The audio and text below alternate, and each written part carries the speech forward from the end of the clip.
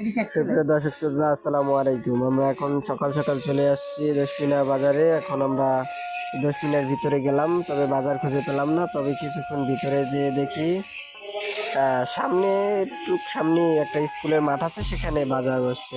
তবে আমরা সেখানে চলে গেলাম। ওমা, যেতে না যেতেই দেখি আমাদের এক ভাই গরু নিয়ে বসে আছে। তার পাশাপাশি দেখি আরো একটা গরু বসে আছে, তবে গরুটা খুব বড়।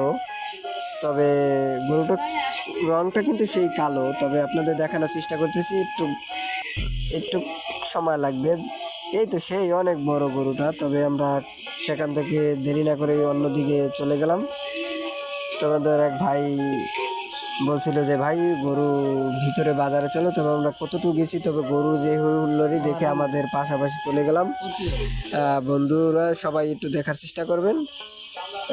সবই এখানে গ্রামের সাইড তো, ছোট ছোট গরু। তাই এক ভাই বললো যে ভাই